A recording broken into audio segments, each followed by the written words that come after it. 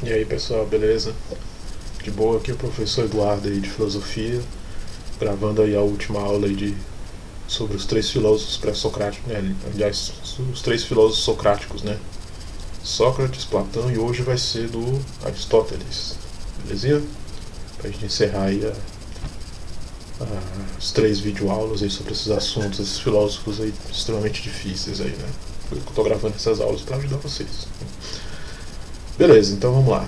Quem é Aristóteles? Aristóteles era um jovem macedônio, né? Que ele. A Macedônia é um lugar ali ao norte da Grécia, né? Até hoje existe um país chamado Macedônia, embora a composição étnica da população seja diferente daquele tempo, né? Hoje os gregos, os macedônios na verdade são eslavos, né? Não são etnicamente gregos, certo? Mas ainda tem uma província na Grécia também chamada Macedônia, que inclusive a Grécia tem a rixa com um país chamado Macedônia exatamente por causa dessa província chamada Macedônia.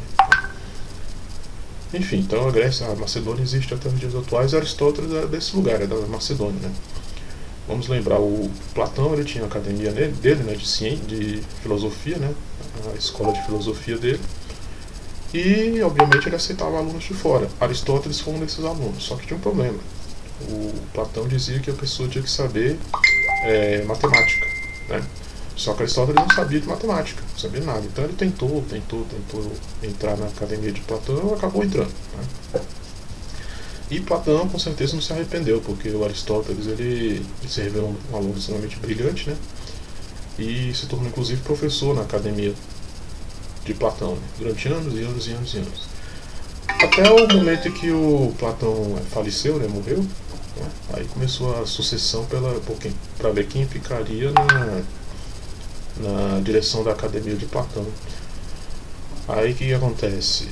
O Aristóteles esperava ser eleito o chefe lá da academia, só que acabou que não aconteceu isso porque quem foi eleito foi o sobrinho de Platão, Espeusipo, o nome dele, né? Aí Aristóteles ficou chateado, né? E falou assim, não vou ficar mais aqui então não, já que é assim, então eu vou fazer minha vida para outro lugar, né? E ele foi para a Ásia Menor, né, que atualmente é a Turquia, nas costas gregas, nas costas da Turquia. Antigamente tinha uma população grega muito grande lá, né? E hoje é a Turquia, né? Depois de alguns anos ele voltou para a Macedônia porque o rei Filipe II da Macedônia ele chamou Aristóteles para ser professor particular do filho dele, né?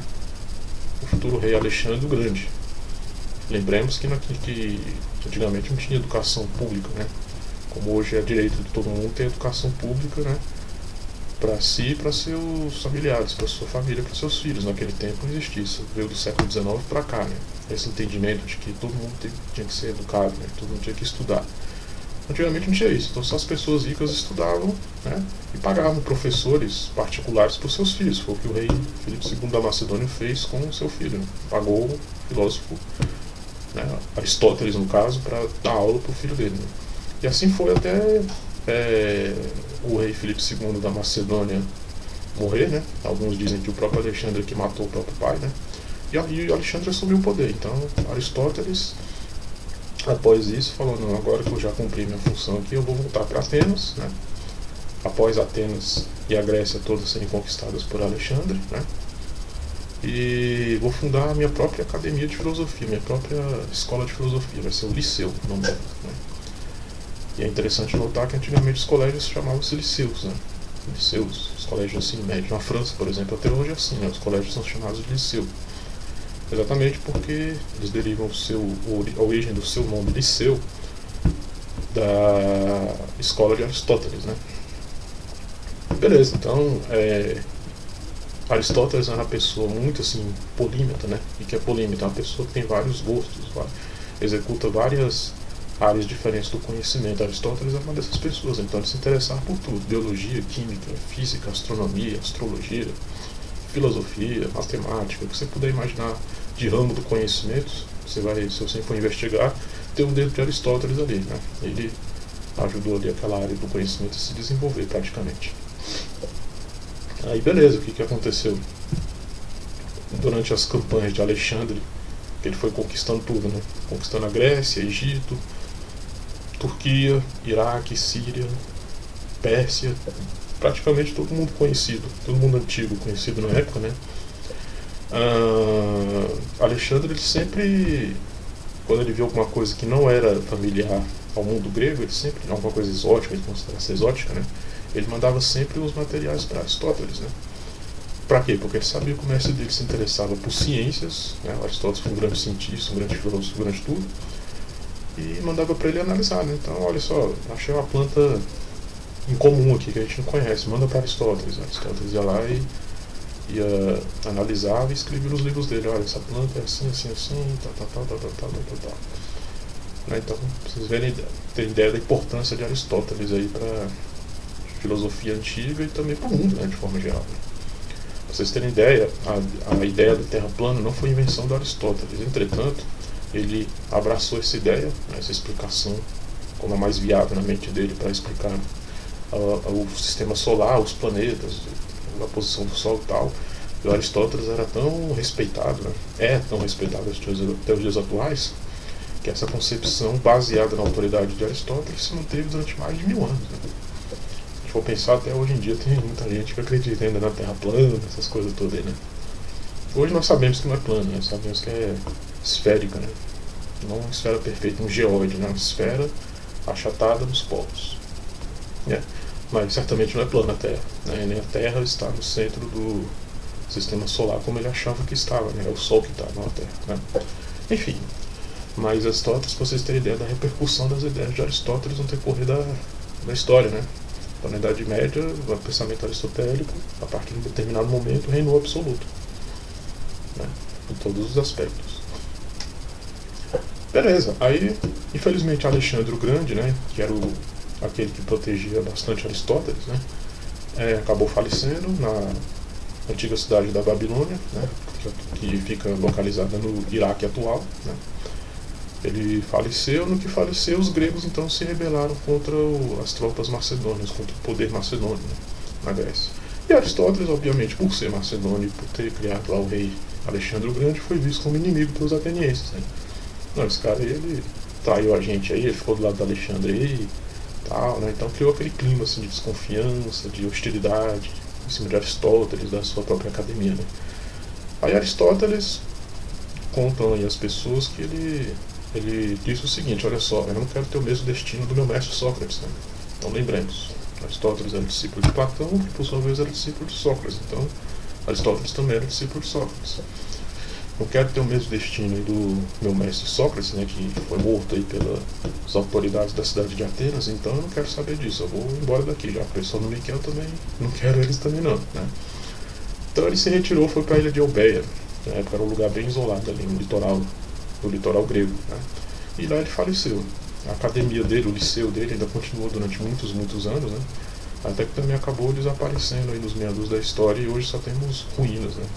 Ela se localiza precisamente atrás do parlamento grego, ali tem as ruínas lá, né? Que se vocês quiserem ir lá, quando vocês estiverem, né, formados e tal, tiver um emprego bom, graças a nós professores, né? Vocês vão viajar e vão mandar foto para mim, tá bom? Lá do parlamento grego lá, do liceu de Aristóteles. Beleza? Beleza, então sim, a filosofia de Aristóteles é uma filosofia. O Aristóteles, como eu disse para vocês, é imenso. O trabalho dele é imenso, certamente não dá para colocar isso em 20, 30 minutos de vídeo aula, então obviamente eu vou me concentrar naquilo que é mais importante vocês saberem lá com vista ao Enem, né? E ao vestibular, as vestibulares por aí que vocês quiserem fazer. Tá, então vamos nos concentrar na filosofia de Aristóteles, especificamente numa área, né, que Aristóteles chamaria de filosofia primeira, que mais tarde seria conhecida como metafísica. Né? O que é metafísica, professor? Vamos lá, vamos dizer que existem várias concepções de metafísica. Na concepção aristotélica, podemos dizer, de acordo com Aristóteles, que a metafísica seria o estudo das causas primeiras, né? Ou o estudo do ser enquanto ser. Professor, traduz isso aí, ser enquanto ser, como assim, professor? Tá, vamos simplificar dizendo que é o seguinte, vocês lembram das ideias do Platão? A ideia platônica eu falei para vocês, podemos dizer, para fins de estudo aqui, né, para o ensino médio, né, podemos dizer que as ideias de Platão são equivalentes aos conceitos, né? Ideia platônica, conceito, né? Conceito de justiça, liberdade, são conceitos abstratos, não existem no nosso mundo. Né? Existe uma pessoa chamada liberdade, ou justiça andando por aí no mundo. Você não pode pegar a justiça, você não pode tocar na amizade, né? Então eu expliquei para vocês. Então o que é a metafísica? É o estudo destes conceitos aí, né? Esses conceitos aí de forma aprofundada. Esses conceitos que podem ser generalizados para toda e qualquer coisa no mundo, né? Que a filosofia chama de objeto, né? Então, por exemplo, o conceito de forma, né? É um conceito de forma. Todos os objetos do nosso mundo, eles têm um formato, né? Pode ser o formato que for, mas tem um formato. Você pode ver características em comum em todos os objetos do mundo, por exemplo, o conceito de forma, e pensar, pô, todos os objetos do mundo têm forma, né? Então eu já sei, vou criar aqui a ideia de forma, né?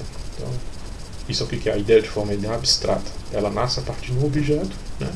Só que não se aplica apenas àquele objeto. Então, se eu olho para esse celular, por exemplo, né? Vejo que ele tem uma forma, o conceito de forma não se refere única e exclusivamente a ele, não. Tudo no mundo tem uma forma, então eu posso generalizar o conceito de forma para julgar todo e qualquer objeto. Isso, a janela ali atrás, a parede, meus livros ali atrás também.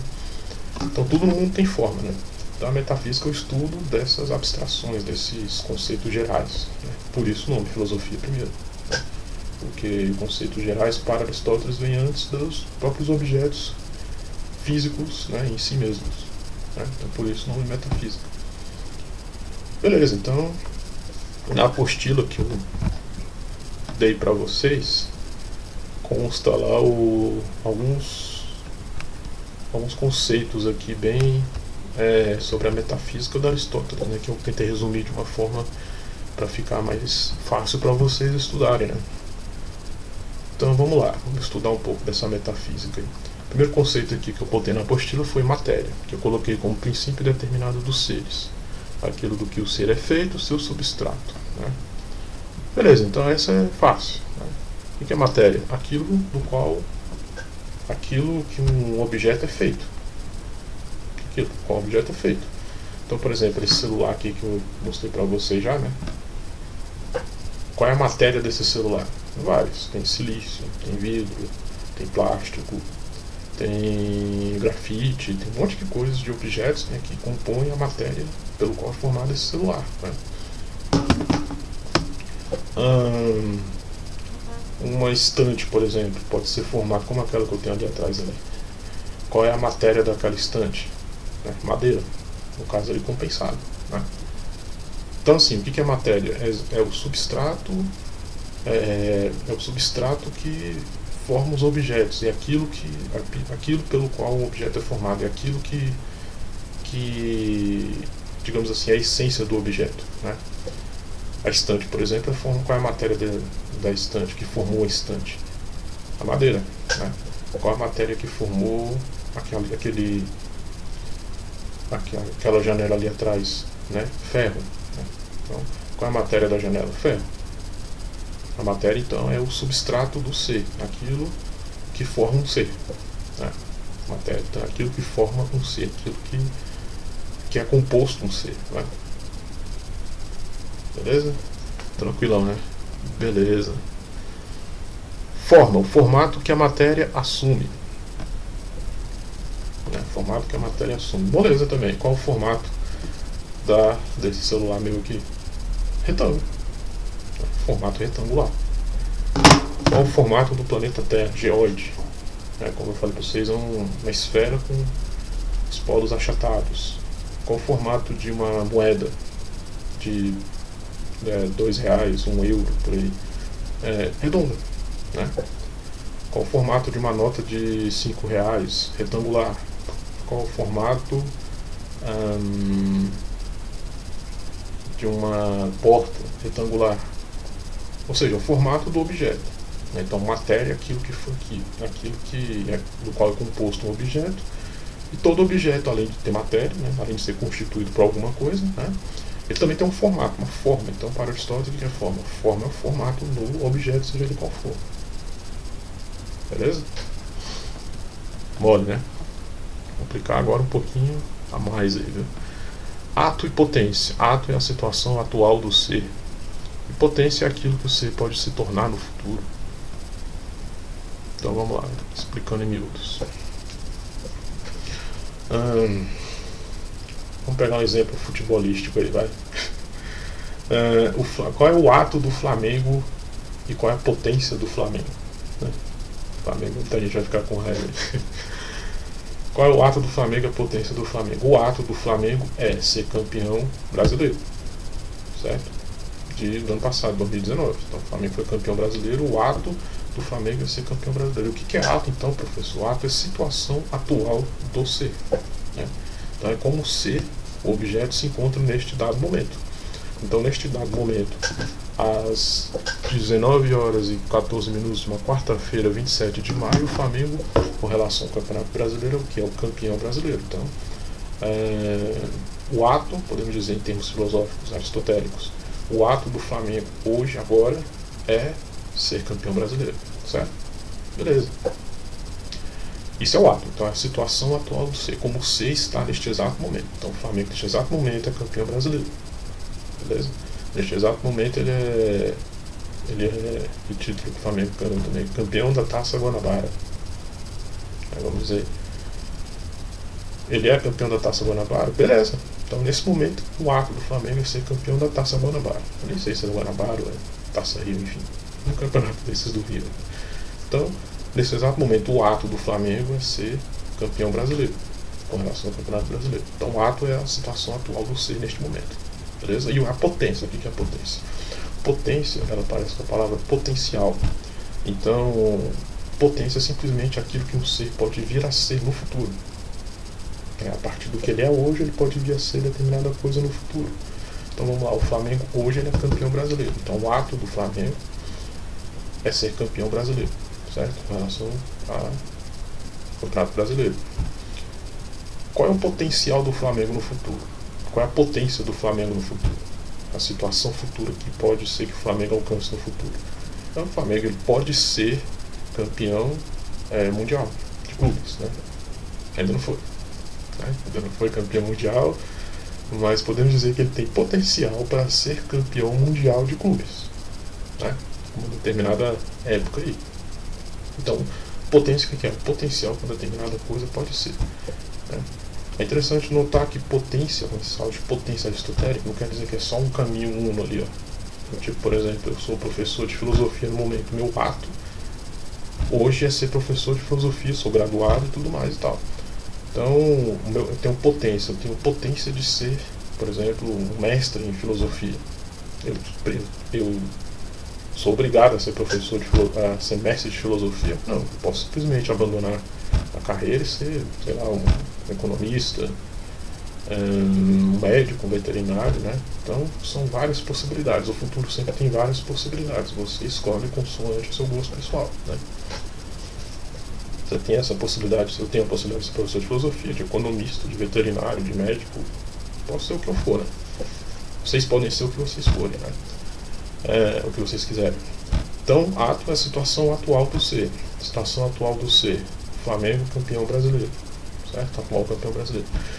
Potência do Flamengo. A potência do Flamengo pode vir a ser um campeão mundial no futuro, né? Então, ato e potência. Tá? Ato, a situação atual do ser, e potência, o potencial, aquilo que um determinado ser ele pode ser a partir do ato dele, né? Ou seja, a partir da situação atual dele, a partir do ato dele, determinado ser pode ter um potencial, uma potência para ser determinada outra coisa, né? Um exemplo muito ilustrativo disso é, por exemplo, a semente, né? Se a gente pega uma semente na mão e vê qual é o ato dessa semente agora, nesse momento, é ser uma semente, né? Agora, qual é o potencial, qual é a potência dessa semente? Ela pode vir a se tornar uma árvore frondosa, enorme, grande, né? Porque ela tem a semente, tem o potencial para crescer e se tornar uma árvore, uma outra coisa, né? Uma coisa é semente, outra coisa é árvore. Beleza? Então, ato e potência é isso daí. Substância é aquilo que não muda o ser, é aquilo que lhe é permanente. Essa questão da substância é uma questão bem complicada na filosofia. Então não vamos nos aprofundar muito, basta para fins de estudos aqui para a gente falar que substância seria equivalente à essência de um determinado ser, aquilo que um ser é, né? Daí a definição de metafísica para Aristóteles, a filosofia. O que é a metafísica? A filosofia do ser enquanto ser. Professor, traduza isso aí. Beleza, vamos lá. A questão da sementezinha da árvore. Qual é a substância da semente? É ser uma semente, certo? Então, parece coisa óbvia, né? Mas às vezes é o óbvio mesmo que a gente esquece, né? Muitas das vezes acontece isso daí. Então a semente, o que é? Qual que é a substância da semente? É ser uma semente, certo? Beleza. Mas a essência da semente, qual que é a essência da semente? É ser uma árvore, né? Ser uma árvore, ela tem potencial para ser uma árvore. Uma semente, nesse momento agora, podemos dizer que o ser, a substância que compõe a essência da semente, é ser uma semente. No futuro, dali a 6, 7 meses, quando a gente for passar por um jardim e a árvore esteja plantada, talvez ela tenha crescido. Então ela já não é mais uma semente, ela já não é mais uma semente, então agora virou uma planta, né? Uma árvore talvez, né?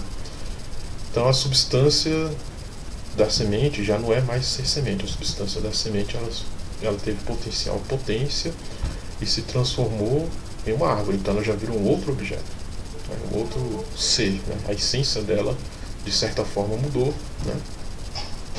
Ou de outro ponto de vista podemos dizer que não mudou, né? Porque a semente, aquela árvore, ela é a mesma semente, só que ela se modificou, né? Mas isso não são coisas mais complicadas aí com relação a esse assunto, que eu não vou entrar no mérito, né? Mas o que vocês têm que saber é o seguinte: a substância significa a essência do ser, de um determinado ser. Então a essência de um celular é ser um celular, né? Não é ser um carro, não é ser uma picape, não é ser um roubola, não, é ser um celular, certo? A essência de um piquezeiro é ser um piquezeiro, certo? Não é ser uma goiabeira, nada disso. Então a substância é isso, é a essência, podemos dizer que é a essência do ser, né? Beleza. Acidente, aquilo que ocorre ao ser de forma circunstancial, mas que não altera a sua substância, tá? Então presta atenção nisso aqui. Qual é a substância desse celular? Ser um celular, certo? Vamos imaginar que esse celular que ele caiu no chão, rachou a tela, trincou a tela. Então beleza, isso aconteceu. A substância desse celular, ela foi alterada, ou seja, ele deixou de ser o celular porque ele já não está igual a quando saiu da fábrica, porque tem uma tela rachada e trincada. Não, ele não deixou de ser um celular, né? Ele simplesmente sofreu um acidente, tá? Um acidente. O que é um acidente, então? Algo que acontece ao ser, né, de forma circunstancial, que de alguma forma altera o ser, mas não o suficiente para ele deixar de ser o que é. Então, por exemplo, esse celular que ele mesmo sendo trincado, quebrado e tudo mais, ainda assim ele não vai deixar de ser um celular, né? O que aconteceu foi só um acidente com relação a ele, né? Um acidente, mesmo se passar um caminhão por cima, então se transformar o celular em migalhas, ainda assim ele não vai se tornar um trator, por exemplo, né? Ele vai continuar sendo celular, né? De certa forma, né? Não vai se transformar em outro objeto. Então o acidente o que é? É uma mudança de forma de um ser, determinado ser passa de forma circunstancial, mas não é suficiente para transformar esse ser em outro ser, né? Para mudar a essência do ser, né? Então, a gente pode pegar, por exemplo, o nosso próprio exemplo, né? Quando a gente é criança, né? A gente é pequenininho, né? Bem pequenininho, a gente vai crescendo com o decorrer da vida e tal, né? Se pegar uma foto da gente quando tinha 3, 4 meses de idade, comparar com uma foto da gente hoje, a gente com certeza vai perceber que, pô, a gente mudou muito, né? Daquele tempo para diante. Mas pera um pouquinho. Mudamos, ok, beleza. Mas o suficiente para alterarmos o ser da gente? Então, por exemplo, eu, com 3 meses de idade, eu era Eduardo Viveiro de Souza, né? Hoje, né, com 37 anos de idade, então eu deixei de ser Eduardo Viveiro de Souza porque eu já não sou parecido com aquela criança da foto. Não, continuei sendo Eduardo Viveiro de Souza, né? Não me transformei no meu irmão, na minha mãe, nos meus pais. Continuo eu sendo eu. Então, houveram mudanças comigo circunstanciais, né? No decorrer da vida. Peso, altura, né? Entonação da voz e tudo mais. Houveram mudanças no decorrer da vida, mas não de maneira a fazer com que mudasse, né, virasse outra pessoa. Então podemos dizer que houveram mudanças ali, né, de lá para cá. Houveram acidentes, né? Aconteceram acidentes que, no entanto, não foram capazes de fazer ou mudar de ser, né? Então, substância é a essência do ser, e acidente é aquilo que, de alguma forma, altera o ser, mas não o suficiente para alterar a essência do ser. Beleza? Beleza. Causas da mudança. Para Aristóteles é o seguinte: o mundo, do jeito que a gente vê aqui, existem algumas coisas que são fundamentais para que o mundo seja aquilo que é. Então, por exemplo, uma delas é a mudança, né? Tudo no mundo, uma das características do nosso mundo é ter movimento. Então, o que quer dizer com movimento? Quer dizer que as coisas mudam, né? O movimento tem a ver com mudança. Quando você está em movimento, você sai de um ponto A, vai para o ponto B, né? O que você fez? Você mudou de lugar. Não existe movimento se você não muda de lugar. Se você fica aqui eternamente, não tem movimento, né? No momento que você sai desse ponto aqui e tenta ir para esse ponto, então está tendo movimento, certo? Isso é um movimento. Ou volta, então faz. Então, para Aristóteles, uma das características fundamentais do nosso mundo é o movimento, né? E Aristóteles vai investigar, então, quais são as causas, ele vai chamar de causas do movimento. Por que as coisas se movimentam, né? Como é que as coisas então é equivalente a dizer, então, essa pergunta do Aristóteles, né? É equivalente a dizer, então, por que as coisas mudam, né? Quando ele diz assim, por que as coisas se movimentam, o que ele quer dizer é por que as coisas mudam, né? Então ele vai elencar 4 causas para a mudança, 4 causas para o movimento, certo? A primeira causa vai ser a causa material. Como eu falei para vocês, matéria é o princípio, né, que indeterminado dos seres, ou seja, é o substrato dos seres, uma matéria com a qual o ser é feito, né? Então, para Aristóteles, isso pode ser causa de mudança também, né? Causa de mudança. Então, por exemplo, se você pegar um celular desse aqui, ou um carro, pega um carro aí, um Gol Bola, por exemplo, 2001, com o tempo ele vai se deteriorando, né? Se deteriorando. Aí com o tempo o dono, né, que é zeloso, ele vai lá e vai mudando as peças, né? Então quebrou isso aqui, ele mudou. Então quebrou outra coisa, mudou. Não, agora eu vou pintar, ficar bonitinho. Então foi lá e pintou. De maneira que daqui a alguns anos o carro praticamente não vai ter mais nada de original, porque ele foi se deteriorando naturalmente, né? E ficando diferente do original, digamos assim, né? Então, para Aristóteles, isso é uma causa de mudança, né? Você alterar as materiais do ser, né, do qual o ser é feito, isso também é uma causa de movimento, uma causa de mudança, né? Antigamente os carros eram feitos de ferro, por exemplo, né? Aí vamos dizer que agora o cara quis botar uma porta de fibra de vidro, né? Ferro ou aço, né? Os carros antigos eram feitos de aço. Então agora o cara botou uma porta de fibra de vidro. Você modificou o material do qual o carro era feito, né? Já não é o ferro antigamente, o aço, né? Agora é fibra de vidro, né? De carbono, né? Fibra de carbono, de vidro, tudo mais. Os materiais mudaram, né? A tecnologia vem com materiais melhores, então fazem-se coisas melhores. Então isso é uma causa material, a matéria do ser, no caso do carro, ele mudou, né? Então, para Aristóteles, isso é uma causa de movimento, isso é um movimento, isso é uma mudança do ser, uma das coisas que provocam mudanças no ser, você alterar a matéria de um determinado objeto. Beleza? Causa formal é a forma na qual algo é feito. Como eu disse para vocês, além da matéria, né, que pode mudar, Aristóteles vai dizer também que o formato das coisas pode mudar, né? Então, por exemplo, uma roupa, né? Uma calça jeans, uma costureira habilidosa, ela pode pegar essa calça jeans e mudar o formato dela e fazer dela uma saia, por exemplo, né? Uma saia. Uma blusa, né? Uma jaqueta, dependendo da habilidade da costureira, ela pode modificar um objeto, né? O formato de um objeto. Então, uma calça tinha um formato de uma calça, ela vai lá e fez uma jaqueta, né?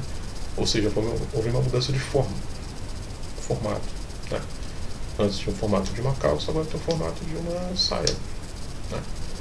Causa formal, isso também é movimento, isso também é mudança, né? Causa formal, as coisas mudam, podem mudar materialmente, né, a matéria, ou podem mudar formalmente, ou seja, a sua forma. Beleza? Então, causa eficiente refere-se àquela pessoa que fez a calça. Exemplo, a criança imigrante boliviana escravizada que fez a calça em São Paulo, como está na apostila aqui, né? Beleza, então temos causa material, causas da mudança. Temos causa material, né? Matéria se modificando. Temos a causa formal, a forma que se modifica. E temos a causa eficiente. O que é causa eficiente? Aquilo que, digamos assim, fabrica, aquilo que cria um determinado objeto. Então, no caso aí, né, imigrante boliviano, né, escravizado, infelizmente é uma realidade do país, né, os imigrantes, muitos chegam aqui são escravizados, né, então, bolivianos, peruanos, equatorianos, venezuelanos, né, haitianos. Infelizmente essa situação acontece no nosso país, né. Eles vão lá e fazem roupas, né, para serem vendidos. Então podemos dizer que qual é a causa eficiente de uma calça jeans, por exemplo, vendida aí na feira, né, de São Paulo, ou aqui em Brasília mesmo, né? A causa eficiente é o cara que fabricou aquela calça, né? A causa eficiente, então, é o autor que fabricou ou criou um objeto determinado, né? Então, por exemplo, no caso do carro aí, quem é que fabricou o carro? No caso do Gol lá, pode ser a Volkswagen, por exemplo, né? Falando em termos abstratos, assim, porque a empresa em si mesma não existe, quem fabrica são as pessoas, né? Que um bota a roda, outro bota o volante, né? A linha de produção, né? Então, até hoje em dia são os robôs que fazem isso, muitas das vezes, né? Então, mas falando em termos abstratos, podemos dizer assim, a Volkswagen, né? A Volkswagen fabricou o Gol, o Gol. Então, qual a causa eficiente do Volkswagen, do Gol Bola? A fábrica, ou seja, a Volkswagen, aquela que criou o Gol. Então isso também é uma causa de mudança. Uma causa de mudança, porque o fabricante, digamos assim, o criador, ele pode fabricar coisas, né, e diferentes, né? Então, por exemplo, a Volkswagen, uma montadora de automóveis, não tem só o Gol Bola lá que eles fabricam, ele também fabricam outros carros, né? Eles fabricam Paraty, Quantum, né? A Ford fabricou aí o Verona, Fiesta, então são vários modelos de carro. A mesma causa eficiente fabrica várias coisas diferentes, né? Por quê? Porque eles acharam lá, fizeram as pesquisas esteticamente, fica mais bonito fazer o Gol Bola do que fazer um Gol, sei lá, quadrado. Por isso que mudaram o Gol quadrado para o Gol Bola, né? Então, assim, independente da vontade do criador, que no caso é a causa eficiente. Então, para Aristóteles, isso também é causa de mudança, né? Aquele que fabrica o objeto, aquele que cria o objeto, é uma causa eficiente. Então, causa eficiente, o que é? É aquele que fez um determinado objeto, aquele que cria um determinado objeto, certo? Beleza, e causa final é o objetivo pelo qual algo é feito. Então, por que a Volkswagen fez o Gol Bola? Para gerar lucro, né? Para vender e ganhar lucro, ganhar dinheiro, né? Então, também é um motivo, uma causa para a mudança dos seres, né? Mudança dos seres. Então, temos 4 causas: a causa material, causas de mudança, causas que provocam alterações no ser. Causa material, a matéria do ser pode ser alterada. Causa formal, o formato do ser pode ser alterado. A causa eficiente, né? Aquele que cria o objeto, né? Aquele que cria o objeto. E a causa final, que é a finalidade pelo qual o objeto foi feito. Aristóteles vai pegar essas 4 causas e classificar as coisas do mundo, tudo no mundo, em algumas categorias lá que eu não vou entrar, né? E não vou entrar, mas já entrando, porque isso aqui também já faz parte das categorias de Aristóteles, né? Então ele vai pegar essas 4 causas, vai julgar as coisas, os objetos do mundo, né? E vai classificá-los, assim, fazer meio que uma tentativa de sistematização, de classificação dos objetos do mundo de acordo com esses critérios dele. Causa formal, material, final e eficiente. Para Aristóteles você pode julgar as coisas do mundo baseado nessas 4 causas aí. São causas de mudança que provocam alterações no ser. Certo? Beleza. Isso aqui merece um pouco de atenção. Primeiro, motor imóvel. né? Primeiro motor imóvel. Essa aqui merece um pouco de atenção, porque é um conceito tanto obscuro, tanto difícil na filosofia aristotélica, né? O que é o primeiro motor imóvel, então, para Aristóteles? Vamos lá. O movimento, ele faz parte do nosso mundo, porque tudo tem movimento. Mesmo a parede, aparentemente, ela está parada, mas não está parada. Os átomos estão sempre ali, se chocando sempre. Não tá, ela tem movimento também, mesmo que nós não percebamos, né? Então, para Aristóteles, tudo tem movimento. Só que Aristóteles vai chegar lá e vai dizer bem assim: olha só, eu acho que não é possível que exista um movimento aí sem ter alguma coisa que tenha provocado esse movimento, né? Então, o movimento, como eu disse para vocês, movimenta, né? O movimento é mudança. Então, você sai desse ponto aqui para esse ponto aqui, né? Então, você mudou de lugar. Só que, pera um pouquinho, o que é que fez com que esse objeto aqui mudasse, ou seja, mudasse de lugar? Alguma coisa deve ter impulsionado esse objeto para cá, senão ele não viria, ficaria parado eternamente. O que é que fez esse objeto aqui se movimentar? Alguma coisa. Aristóteles vai chamar isso de primeiro motor, né? Porque se for ver, tudo tem movimento, e como tudo tem movimento, então alguma coisa foi movimentada, algum objeto, só pode ter sido movimentado por outro objeto, que foi movimentado por outro objeto, que foi movimentado por outro objeto. Se a gente for indo, a gente vai chegar numa causa que deu origem a tudo, né? Uma causa que deu origem a todo o movimento. Então, o Aristóteles vai chamar essa causa de motor imóvel, né? Motor imóvel, que ele vai chamar. Como ele diz lá no livro dele, né? Deve haver um ser imortal, imutável, responsável por toda a integridade e ordem no mundo sensível. Então, para Aristóteles, tem que ter algum tipo de ser que deu origem ao movimento no mundo, que deu origem à mudança no mundo, que, portanto, deu origem ao próprio mundo, né?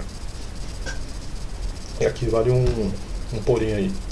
Não confunda esse primeiro motor imóvel, tá, com um Deus cristão. Aristóteles não é cristão. O cristianismo viria só 300, 400 anos depois dele, né?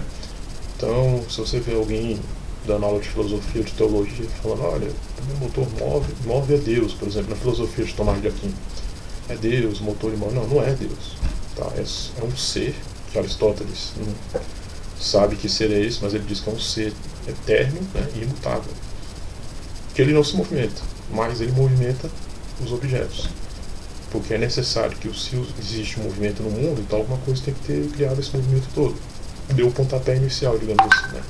Como um jogo de futebol. Um jogo de futebol, se todo mundo está parado no seu canto lá, não vai ter jogo de futebol, alguém tem que dar o pontapé inicial, né? Então o jogador vai lá, dá o pontapé inicial, começou o jogo.